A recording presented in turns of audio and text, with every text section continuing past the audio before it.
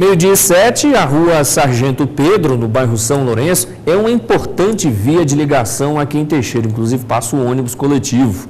A diretoria de trânsito decidiu transformar a rua em mão única. O problema são alguns motoristas que não prestam atenção na sinalização. Quem conhece a Sargento Pedro sabe que ela é uma via estreita e que há muito tempo já deveria ter sido transformada em via de apenas um sentido. Estamos na Avenida Padre Anchieta, em Teixeira de Freitas, bem na divisa entre dois grandes bairros, o Jardim Caraípe e ali atrás o bairro São Lourenço.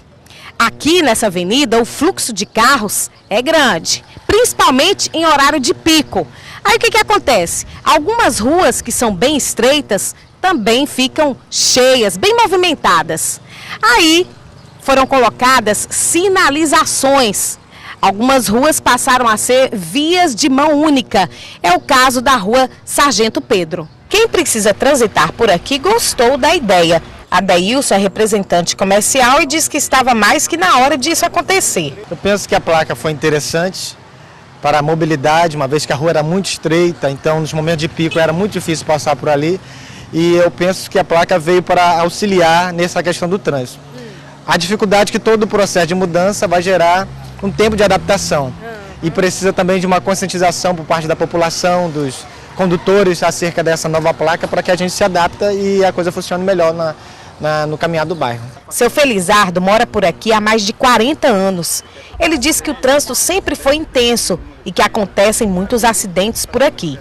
Há 20 dias, quando foram colocadas as placas, o fluxo melhorou bastante. Mas veja que enquanto fazíamos entrevista, vários carros entravam pela via, que agora é contramão. Tem muito acidente aqui, acontece muito acidente aqui, ó. Eu mesmo já fui, o cara me jogou o carro em cima de mim com a bicicleta aqui, quase que eu fui atropelado. Aqui em Teixeira de Freitas, não sei se acontece em outras cidades, vou falar aqui da nossa realidade, porque eu vejo isso a todo momento.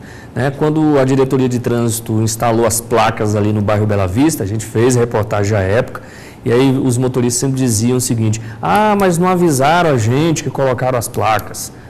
Agora aí na Sargento Pedro colocam a placa, e eu tenho certeza, se for conversar com os motoristas, por que eles estão entrando na contramão, agora contramão, eles vão falar assim: mas eu não sabia que tinha placa. Gente, você colocar uma placa de que tamanho, o tamanho de um outdoor, para você ver a placa, motorista, quando entra no carro, tem que prestar atenção na sinalização.